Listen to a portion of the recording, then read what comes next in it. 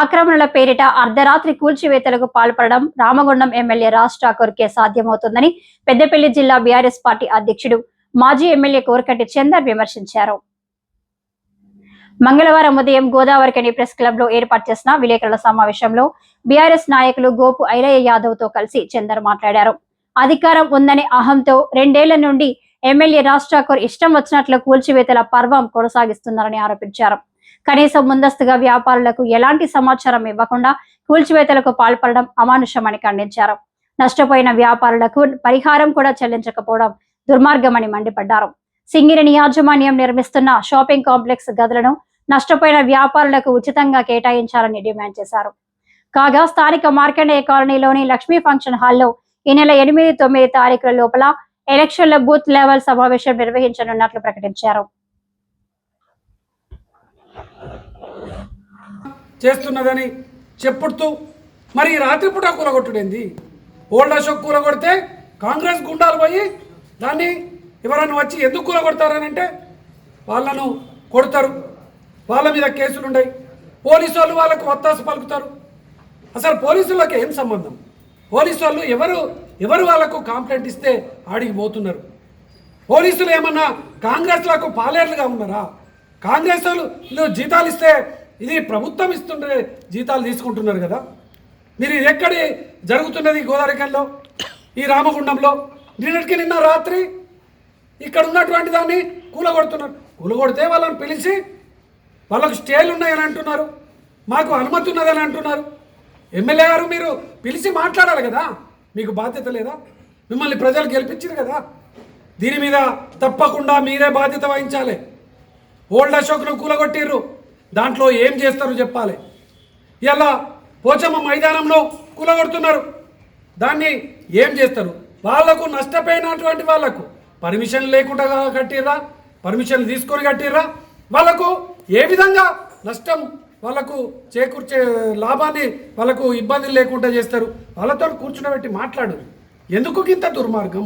అధికారంలో ఉంటే ఇష్టం ఉన్నట్టు నడుస్తుందని అనుకుంటున్నారా? ఇష్టం ఉన్నట్టు చేస్తా అనుకుంటున్నారా? ఆ 20 మంది వ్యాపారులు గోదావరికని వ్యాపారులు కాదా? వాళ్ళకు నష్టం జరిగితే ఈ సమాజానికి నష్టం జరిగినట్టు కాదా? సరే, వ్యాపారులు కావచ్చు, వాళ్ళకి ఇంత ఆశ ఉండవచ్చు, ఎవరో ఒక అయినా భూమి అమ్మితే కొనుక్కోవచ్చు. ఆ భూమికి పర్మిషన్లు ఇచ్చింది కదా, అప్పుడున్న ఎమ్మెల్యే సోమారం సత్యనారాయణ గారి హయాంలో జరిగింది కదా. అప్పుడు మేయర్గా ఉన్నటువంటి కొంకటి లక్ష్మీనారాయణ గారు ఉన్నారు కదా, అప్పుడు మీరు కూడా నాయకత్వంలో ఉన్నారు కదా. మరి ఇదెక్కడి దుర్మార్గము? ఒక మనిషికి నష్టం జరుగుతుంటే చూస్తూ నవ్వుతూ జీవించడం అనేది నిజంగా ఈ సమాజం మిమ్మల్ని క్షమించదు. దీని పాపం తప్పకుండా మీకు తగులుతుంది. మీకు కేసులకైనా దేనికైనా సిద్ధమే. దీనికి మీరు ఏదో మాట్లాడి, ఏదో వ్యంగ్యంగా మాట్లాడి, ఏదో చిలకం చేసి మాట్లాడినట్టు మాట్లాడితే ఊకుంటామని అనుకుంటున్నారు కదా. ఎట్లు ఊకుంటామో ఏందో చూపిస్తాం. చెప్తున్నా, ఖబర్దార్ కాంగ్రెస్ నాయకులారా, దీని మీద స్పష్టమైనటువంటి ప్రకటన చేయాలి. ఎందుకు కూలగొట్టిండ్రు? దాన్ని ఎంత నష్టాన్ని ఈ ప్రభుత్వ పరంగా మీరా ఇస్తున్నారు ఏంది అనేది దీని మీద స్పష్టమైనటువంటి ప్రకటన చేయాల్సినటువంటి బాధ్యత ఎమ్మెల్యే మీద ఉన్నది. ఎమ్మెల్యే చేయాలని కూడా నేను ఈ సందర్భంగా డిమాండ్ చేస్తూ ఉన్నాను. ఆ బాధితులను వెంటనే ఇలా పిలుచుకోవాలి, మాట్లాడాలి. మేము ఇలా బాధితులకు అండగా తప్పకుండా నిలబడతాం. ఇలా బీఆర్ఎస్ పార్టీ వాళ్ళకు అండగా ఇలా మాట్లాడబోతున్నాం, వాళ్ళతో మాట్లాడతాం. అసలు జరిగింది ఏంది, దీని మీద అసలు కోర్టు ఏమంటున్నది, అసలు న్యాయస్థానం ఏమంటున్నది, ఏది కూడా అడుగుతాం. వాళ్ళకు ఏం నష్టపోయి భూమి సింగరేణి అయితే సింగరేణి బార్డర్ పెట్టుకోమనండి, బార్డర్ పెట్టుకునేటట్టు మీరు పోలీసు రక్షణ తీసుకోండి. ఏంది అసలు? ఒకరికేమో ఇష్టం ఉన్న వాళ్ళకు అనుమతులు ఉన్నాయని కట్టుకోమని అంటారు. ఏమన్నా ఇదేమన్నా రెడ్డి సమాజం అనుకుంటారా? ఎవరు లేరని అనుకుంటున్నారా? ఇదేమన్నా అడివి అనుకుంటున్నారా? దీని మీద మేము దీన్ని తీవ్రంగా ఖండిస్తూ ఉన్నాం. ఈ ప్రజాస్వామ్యంలో ప్రజల చేత ఎన్నుకోబడ్డ ప్రజాప్రతినిధులు ప్రజల పక్షాన నిలవాలి, కానీ అధికారుల పక్షాన కాదు. ఈరోజు మరి ఒక పేదవానికి నష్టం జరుగుతుంటే ఆ పేదవాని పక్షాన ప్రజాప్రతినిధి అయిన ఇక్కడ ఉన్న శాసనసభ్యులు వాళ్లకు మద్దతుగా నిలబడతారు.